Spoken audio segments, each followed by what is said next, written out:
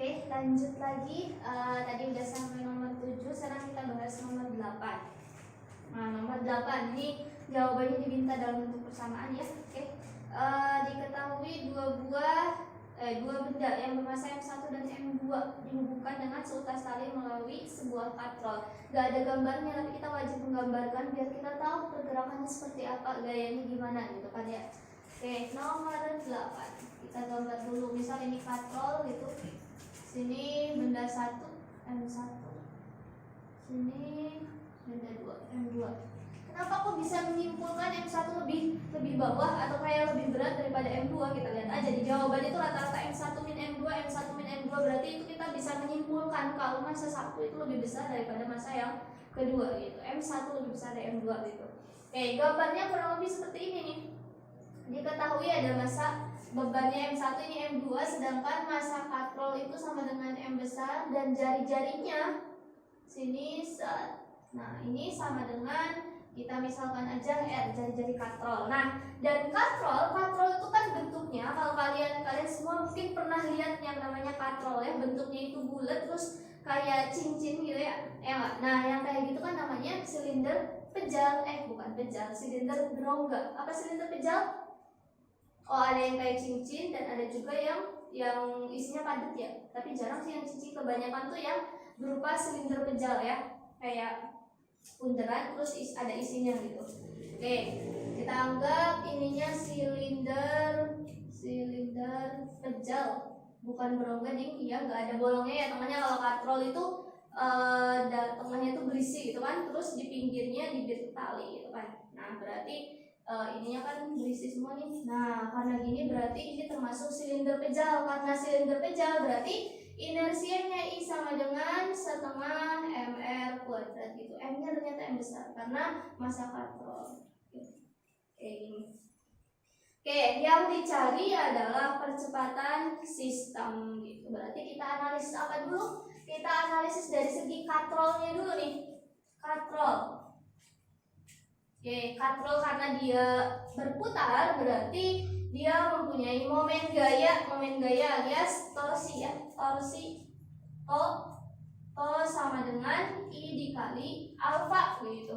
Nah, yang dicari di sini kan percepatan A biasa, percepatan linier ya. Kalau alfa itu percepatan sudut. Terus apa hubungannya percepatan sudut dengan percepatan linier? Nah, kalian ingat persamaan? Yang saya ingat pasti juga cuma V sama dengan omega kali R. Polanya seperti ini, V omega R, maka A itu sama dengan alfa kali R gitu. Nah, kalau alfa berarti alfa itu sama dengan upper R gitu. Nah, nanti ini kita ganti deh ke sini. Oke, torsi rumusnya F kali D. Nah, kita gambarin di sini ada gaya tegang tali ini T1 dan ini ada T2. Berarti otomatis si katrol ini bisa berputar karena ada tarikan dari T1 dan T2 gitu. Oke, berarti di sini ada dua gaya, berarti sigma ya. Sigma to di sini.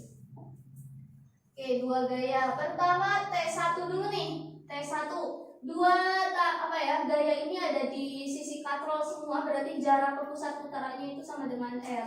T1 searah putaran berarti positif, T1 kali R dikurangi karena berlawanan T2 kali R juga sama dengan inersia ini, momen inersianya ini karena silinder pejal, maka setengah ininya M-nya M besar, massa katrol M R kuadrat dikali alfa itu A per M. Nah, gitu. Kalau A itu percepatan linier.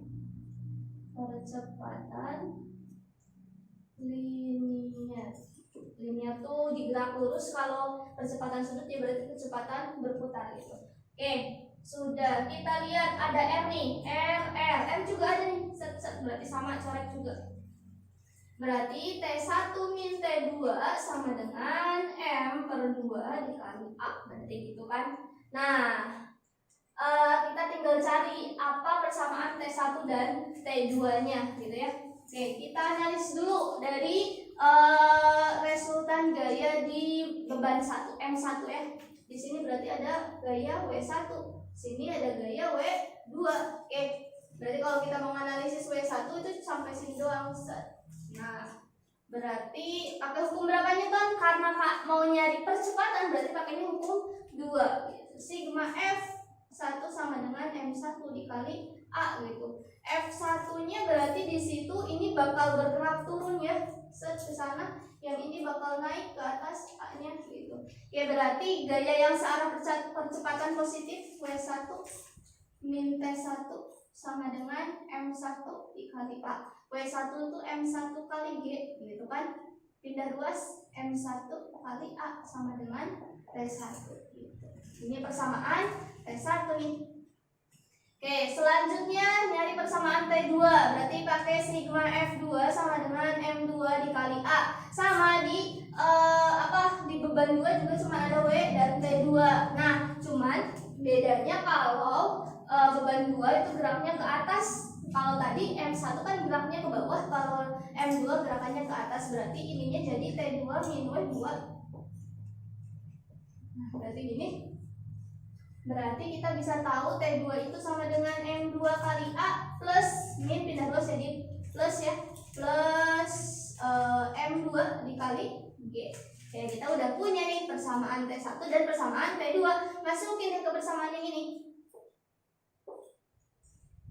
Oke, T1 min T2 sama dengan M per 2 kali A. Berarti T1 nya ini ya M1 dikali G min M1 kali A set dikurangi T2 nya ini M2 dikali A ditambah M2 dikali G kurung tutup T1 min T2 ini T1 ini T2 gitu kan, sama dengan M per 2 M besar tuh massa katrol kali A gitu. Oke, sekarang kita kumpulkan yang ada G-nya dengan G, yang A dengan A gitu kan. Berarti M1 kali G ini min plus jadi min M2 kali G gitu. Ini min M1 kali A min kali min jadi plus min kali plus jadi min ya, min M2 kali A sama dengan M per 2 dikali A berarti itu. Terus apa lagi? Kita keluarkan nih, ini yang ada G-nya berarti G dikali M1 min M2. Nah, ini min bisa ditulis gini kan? Ini M1 ditambah M2 dikali A. Nah, bisa gini. Oke, sekarang kita tinggal pindah ruaskan ya yang A dengan, karena kita mau nyari A kan, kali A. Yang ada A-nya kita pindahin ke kanan. Berarti M1 min M2 kali G sama dengan M per 2 kali A. Ini pindah ruas jadi plus M1 plus M2 dikali A. A-nya kalau dikeluarkan jadi M1 plus M2 plus M per 2. Berarti jadi gitu kan. Nah, berarti terus ini M1, MM-nya kita pindahin jadi ke bawah kalau di kiri. Berarti karena ini kali M per 2, M1 plus M2 gitu kan, dikali A. Berarti jadi M-nya nanti kalau pindah ruas ke kiri jadi bagi M1 min M2 kali G, ininya set M1 plus M2 ditambah M besar per 2 gitu, sama dengan A. Ini jadi persamaannya. Nah, ini jawabannya yang E gitu. Oke, lanjut lagi. Sekarang nomor 9. Oke, pernyataan sebab akibat nih. Nomor 9, dua bola kecil A dan B masing-masing bermuatan listrik Q. Berarti muatannya sama ya. A. Nomor 9. Ini bola A, muatannya Q. Terus yang ini bola B, muatannya Q juga gitu kan.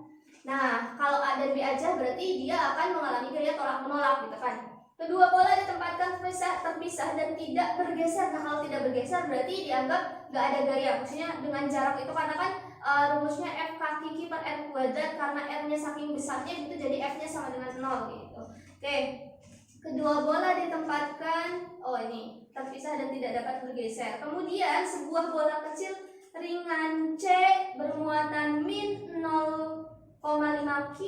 Nah, kalau tadi Q positif, sekarang ada muatan C besarnya min 0,5 Q diletakkan tepat di tengah-tengah antara bola A dan B. Oke. Mula-mula C tidak bergerak. Nah, pas di tengah-tengah di sini gitu kan, tengah-tengah gitu, si C nggak bergerak, berarti masih gayanya masih 0 gitu kan ya. Nah, sekarang C-nya digeser sedikit mendekati bola A. C. Nah, berarti di sini bola C ininya min 0,5 Ki. Nah, ini plus ini min, berarti akan tarik menarik gitu kan. Mendekati bola A. Bola C akan berosilasi. Apa itu osilasi? Nah, osilasi itu kan gerakan bolak-balik yang melalui titik setimbang gitu ya.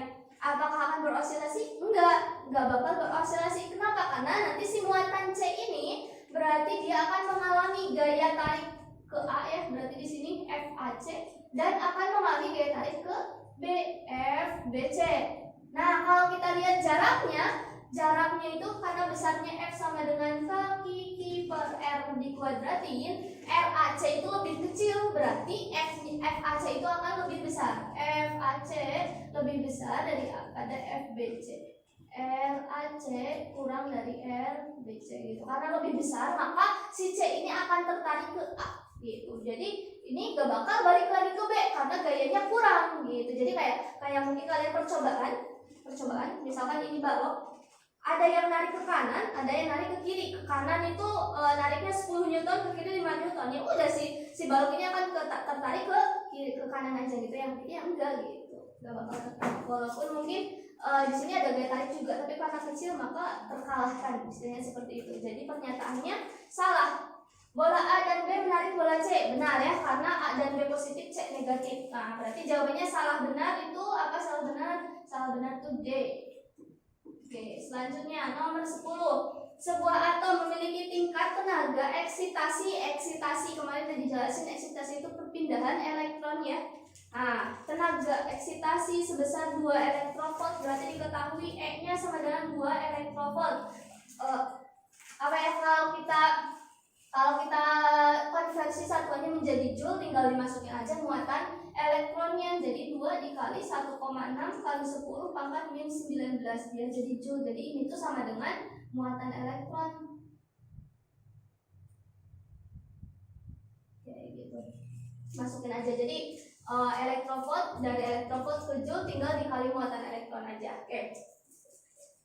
Yang dicari adalah panjang gelombang berkas. Oke, ada persamaan menurut Planck E sama dengan HF atau HC per lambda gitu. E-nya ini 2 kali 1,6 kali 10 pangkat min 19 sama dengan H. H-nya konstanta Planck 6,63 dikali 10 pangkat min 34. C-nya cepat lambat gelombang cahaya 3 kali 10 pangkat 8 dibagi lambda gitu. Berarti lambdanya sama dengan gitu kan, 34 min 34 dikali 8 min 34 kali ditambah, berarti tambah 8 berarti jadi min 24 dikurangi min 19 berarti 24 10 pangkat min 4 19 jadi min 6 ya gitu. Nah, ralat di situ satuannya hasilnya kan nanometer ya, harusnya milimeter ya, harusnya ini dalam nano, ini kan meter, ininya 0,621. Nah, nanti bisa dihitung, cross check lagi, hitung pakai kalkulator ya. Jadi lambdanya ini kan min 6 nih. Kalau dibuat ke mili kan masih punya 0, sekian min 3 gitu kan. Jadi 10 pangkat min 3 ya. Jadi yang benar itu bukan dibuat ke mili tapi dibuat ke nanometer, karena kalau ke nano itu jadi dikali 10 pangkat 9 ininya, jadi habis jadi 621 nanometer, bukan mili ya, N ininya. Nah, jadi jawabannya yang B. Oke, terus nomor 11. Gerak parabola di sini, peluru A ditembak dari senapan yang sama. Berarti kalau ditembak dari senapan yang sama, kecepatan awalnya sama, V0A sama dengan V0B gitu. Cuman sudutnya beda, theta A sama dengan 30 derajat, sedangkan theta B itu sama dengan 60 derajat. Yang dicari perbandingan antara tinggi maksimum, rumusnya H maksimum itu sama dengan V0 sin V0 kuadrat sin kuadrat theta per 2G. Nah, karena G sama, V0 sama, berarti yang berbeda alias yang mengubah H max, yang membedakan H max itu adalah sin tetanya aja gitu kan. Berarti tinggal dibandingkan deh, HA per HB sama dengan sin theta A kuadrat ya per sin theta B dikuadratin gitu. Sin theta A, sin 30 itu setengah dibagi sin 60 setengah akar 3 kuadratin deh 1 kuadrat, setengahnya habis 1/akar 3 kuadrat, jadi 1/3. Jawabannya yang A. Oke, lanjut nomor berapa nih? Nomor 12. Di sini tentang efek Doppler lagi. 12. Nah, biar aman, ini pernyataan 1 2 3 juga, kita cari aja Fp-nya dulu. Fp itu sama dengan tadi ya rumusnya Fs. Di sini diketahui Fs-nya 400. Kecepatan bunyinya 300, ini juga 300 gitu. Mobil sedang bergerak dengan laju, berarti ini mobil kebakaran itu kan sumber, berarti Vs-nya 20. Vs di sini 20. Karena mobil pemadamnya itu menjauhi, berarti di sininya plus, menjauhi yang sedang seorang berdiri, berarti 0 ya pipetnya. Manakah antara pernyataan berikut yang benar? Oke. 32, 40, 32. Kita sederhanain, coret 40, 32 berarti bagi 8 aja 5/4. 5/4 dikali 300 berarti 1500 bagi 4 itu sama dengan 375 Hz. Oke, kalau kita lihat orang tersebut akan mendengar yang 2 370 salah, yang 3 400 salah, 2 3 salah berarti 1 salah ya. 1 salah berarti jawabannya 4 aja. 4 aja itu berarti D. Nah, karena 4 orang tersebut mendengar frekuensi lebih rendah, benar ya? Frekuensi awalnya 40, sekarang yang didengar orang 375. Berarti jawabannya yang 4 aja, D. Terus nomor 13. Oke, selanjutnya 13. Suatu bejana kokoh berisi gas ideal dikocok berulang-ulang. Manakah pernyataan yang benar tentang keadaan gas tersebut setelah dikocok? Nah, ingat hukum 1 termodinamika, Q sama dengan W plus delta U. W-nya usaha luar gas, persamaannya itu P dikali delta V, tekanan perubahan volume, sedangkan delta U itu perubahan energi dalam gas. Nah, energi dalam gas persamaannya 3/2 NR dikali delta T. Oke, kita kan ini kalau misalkan lihat soal bejana kokoh berisi gas ideal dikocok berulang-ulang, berarti kan kayak bejana dikocok-kocok gini. Nah, kalau dikocok-kocok gini kan berarti enggak mengubah volume wadah atau volume gas. Kenapa? Volume wadah gak berubah, maka volume gas juga gak berubah karena sifat gas itu kan mengikuti ruangnya atau mengikuti wadahnya. Volume gas sama dengan volume wadahnya. Jadi karena ketika si bejana dikocok itu gak mengubah volume bejananya gitu kan, berarti otomatis ini kita bisa simpulkan delta V-nya sama dengan 0 gitu, karena volumenya tetap. Karena delta V 0, maka usaha luar gasnya juga sama dengan 0 gitu. Nah, terus kalau dikocok-kocok itu berarti ngefeknya kemana? Nah, kalau dikocok-kocok berarti itu ngefeknya ke kalau kita anggap misalkan percobaan sederhananya di botol isi aja kelereng, terus kalian kocok-kocok berarti kecepatan kelerengnya berubah, iya nggak? Nah, karena berubah berarti gas juga kurang lebih seperti itu. Partikel gasnya, kecepatan partikel gasnya itu berubah. Nah, kalau kecepatannya berubah gimana? Nah, kita lihat energi kinetik EK sama dengan setengah mv kuadrat sama dengan 3/2 kT gitu kan, atau RT juga boleh. V kuadrat di sini berbanding lurus dengan T. Jadi kalau kecepatan semakin besar maka suhunya juga semakin besar gitu, karena secara tidak langsung mungkin di sini V kuadrat sama dengan T, V berarti berbanding lurus dengan akar T gitu. Mungkin perubahan suhunya gak terlalu besar, tapi terjadi perubahan kalau ada perubahan suhu. Oh iya, udah selesai ya? Ada nggak jawabannya? Jawabannya yang B nih. Temperatur gas bertambah, T-nya bertambah karena V bertambah, tanpa gas melakukan usaha karena W-nya 0 gitu. Jadi jawabannya yang B gitu. Oke, terus nomor 14. Di sini pada sebuah generator listrik suatu kumparan diputar dengan frekuensi tertentu menghasilkan medan magnet dalam medan magnet itu menghasilkan gaya gerak listrik GGLE sama dengan min N deflux dt. Ini ya, ini deflux dt itu perubahan flux terhadap satuan waktu. Nah, ini terjadi kalau generatornya diputar. Jadi pernyataannya benar. Oke, kumparan yang diputar dengan frekuensi tertentu menyebabkan perubahan flux magnet per satuan waktu. Ini berarti benar juga. Jadi jawabannya yang benar-benar berhubungan gitu. Oke, terus nomor 15. Luas penampang saluran pembuangan gas. Ini berarti ini tentang fluida dinamis ya. Sedangkan luas penampang ujungnya dapat diatur. Resultan momentum.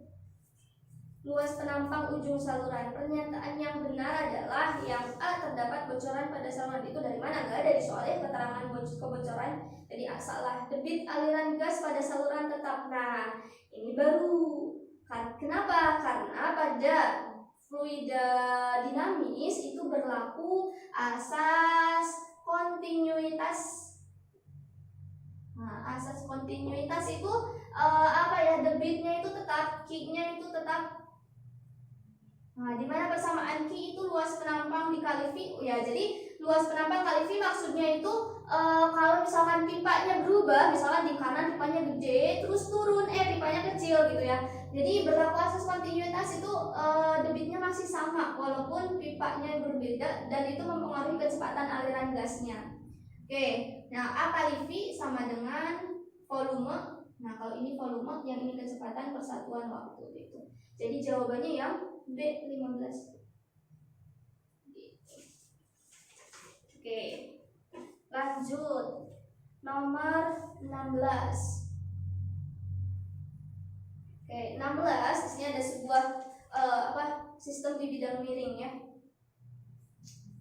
Yang dicari, jika setiap massa dijadikan 2 kali semula. Nah, salah satu cara yang dapat dilakukan agar sistem tetap setimbang adalah, setimbang itu apa? Setimbang itu berarti seimbang gitu ya. Seimbang, dia diam gitu, dia nggak akan bergerak gitu kan, nggak bergerak. Oke, berarti dari gambar ini kita harus analisis satu-satu gitu. Misalkan pertama kita analisis dari benda yang menggantung dulu. Itu ada benda 2 ya. Benda 2 ini setimbang nih. Berarti kalau setimbang kita menggunakan hukum 1 Newton, dan kalau ada torsi pun kita pakai sigma tos sama dengan 0 gitu. Oke, berarti kita pakai kita lihat yang benda 2 dulu. Benda 2 kan menggantung nih, ini M2, berarti ada gaya berat W2. Di sini ada T2, sigma F sama dengan 0. Nah, cuma ada 2 gaya dan saling berlawanan, berarti otomatis gitu kan T2 itu sama dengan W2 gitu. Untuk benda 2. Terus selanjutnya kita analisis torsinya. Katrol. Ini untuk benda 2 ya. Benda 2. Sekarang yang katrol. Oke, untuk katrol kalau saya gambar kurang lebih kayak gini. Nah, jari-jari yang besar itu 4R, kalau jari-jari diameternya 4R, kalau yang kecil 2R gitu kan. Ini W2 gitu kan. T. Ini T2. Terus yang ini dari yang kecil, ini T1. Nah, pusat putarannya di tengah gitu. Berarti to sama dengan 0 gitu. Nah, ini cuma ada 2 gaya dan berlawanan juga. Dari mana kita bisa menyimpulkan benar berlawanan? Ini kan pusat putarannya di sini ya. Nah, berarti ini di sini set T2 diputar ke bawah. Nah, searah. Kalau T1 set berlawanan gitu kan. Nah, berarti karena arahnya berlawanan, jadi T2 min T1 gitu kan, kurang lebih berarti kan bisa kita sama dengankan aja T2. Nah, jaraknya karena ada di lingkaran yang luar tadi, diameternya itu sama dengan 4R, berarti jari-jarinya itu 2R. Sedangkan diameter yang kecil itu 2R. Nah, berarti jari-jarinya itu R. T1 dikali R, R-nya sama nih, coret. Oh, berarti dari sini kita bisa ketemu persamaan T1 sama dengan 2T2. Oke, kita kotakin persamaan 1, persamaan 2. Oke, sudah. Terus selanjutnya kita analisis benda 2. benda 2 udah, benda 1 berarti. Benda 1. Kalau benda 1 itu kalau kita lihat ya di bidang miring ini, terus ditarik oleh 2 tali ya. Ini ada katrol, terus ditarik 2 tali gini. Nah, ini T1, yang ini juga T1. Sama ya, masih T1 gitu kan. Masih T1 karena di sini masih tali yang sama gitu. Oke, berarti yang kesininya itu W1 dikali sin tetanya 30 derajat. Nah, berarti sin 30 derajat kayak gini. Nah, 30 berarti gitu kan. Oke, gak usah ditulis deh, ini aja. Berarti sama karena setimbang, berarti hukum 1 Newton juga. Jadi sigma F sama dengan F1 sama dengan 0. Nah, di sini W1-nya ke bawah, T-nya ke atas. Berarti W1 ada 2 T nih. Jadi T1-nya 2 T1. Ininya W1 sin 30 gitu. Oke, W1 sin 30 berarti setengah W1. 2-nya bisa pindah ya. Berarti jadi 1/4. Nah, ini deh. Kita punya persamaan yang ketiga. Persamaan 1, 2, 3, 1 lagi persamaan dari pegas. Ya, sekarang kita analisis dari pegas. Di pegas itu ada persamaan F sama dengan Kx. Di sini kita lihat yang menarik pegas itu adalah T1. Berarti F-nya itu T1 sama dengan Kx. K dikali delta X aja ya, perubahan panjang pegas gitu. Delta X itu udah, ini persamaan yang keempat gitu. Oke, sekarang kita sandingkan nih. Sandingkan dari yang sini aja T1 atau nyambungin aja dari sini boleh. 1/4 W1 sama dengan T1 gitu kan. T1 itu sama dengan Kx, K kali delta X.